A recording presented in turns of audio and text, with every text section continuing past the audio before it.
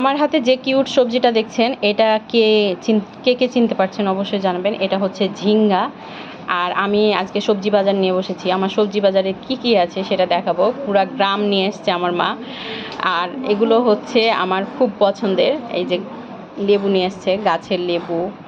আর এইটা হচ্ছে টক পাতা, কিছুটা মিষ্টি আলুর পাতার মতো, তবে এটার গাটা একটু খসখসে, মনে হয় যে হালকা কাটা কাটা আছে। খেতে মজা, খুব মজা। এটাকে আমাদের আঞ্চলিক ভাষায় খাট্টা বলে। আর এইটা হচ্ছে পটলের লতা। পটলের লতা কে কে চিনেন বা কে কে খেয়েছেন বলবেন। এই যে এটা হচ্ছে পটলের লতা। ডগাটা হচ্ছে সুন্দর করে কুচি কুচি করে কেটে পেঁয়াজ দিয়ে খেলে অনেক অনেক ভালো লাগে, অনেক মজা লাগে। মুখে যাদের রুচি নাই তাদের রুচি ফেরাতে সাহায্য করে, পেটের হজমের সমস্যা দূর করে।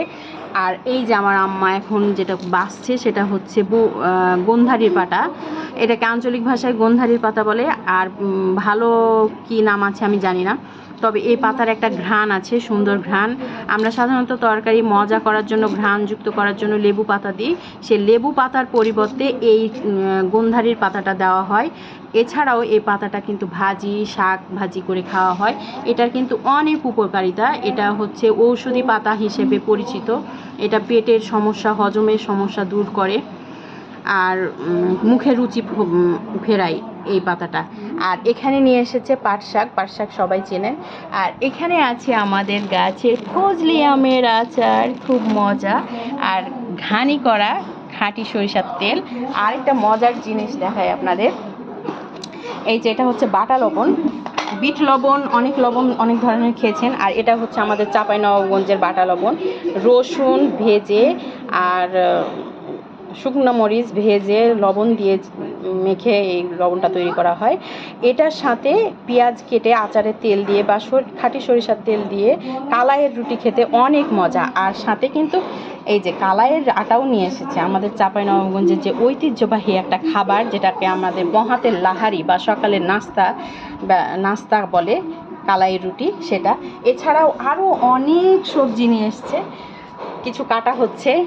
এই যে গাছের হচ্ছে চাল কুমড়া, এর স্বাদই আলাদা। আর আপনাদেরকে যে কিউট ঝিঙ্গাগুলো দেখালাম, এগুলো হচ্ছে গাছের ছোট ছোট কিউট জমির। অনেকগুলা হচ্ছে যে আমার সাহায্যকারী কেটে দিচ্ছে। আর ঢেঁড়স, সাথে এই যে ধুন্দলগুলো হচ্ছে আচারের তেলের কারণে এরকম হয়ে গেছে কালারটা। আর সারা রাত ব্যাগে ছিল। আর এখানে নিয়ে এসেছে চাল, বাড়ির চাল। এটা কি চাল আম্মা? সন্না ধানের চাল, আমি জানি না। আর হচ্ছে যে শুধু কি এগুলোই নিয়ে এসছে? মাছ মাংস নিয়ে এসছে। মাছ মাংসর মধ্যে হাঁসের মাংস, পাতিহাঁস, রাজহাঁস, চীনা হাঁসের মাংস, দেশি মুরগির মাংস, মাছ, ছোট মাছ, সব। এগুলো আমার খুব পছন্দের খাবার। আর আমার পছন্দের খাবারগুলো একবারে পুরা গ্রাম সহ তুলে নিয়ে এসছে। তবে আরেকটা নিয়ে আসতে পারিনি, আমাদের এলাকায় কাঠুয়া একটা হয়, ওটা শেষ হয়ে গেছে, জমি থেকে তুলে ফেলেছে, তো ওটাই শুধু নিয়ে আসতে পারিনি, না হলে সবই নিয়ে আসছে। এগুলো গ্রামে গেলে আমি এগুলো খেতে চাই, আবদার করি। এগুলোই হচ্ছে আমার পছন্দের তালিকায় থাকে।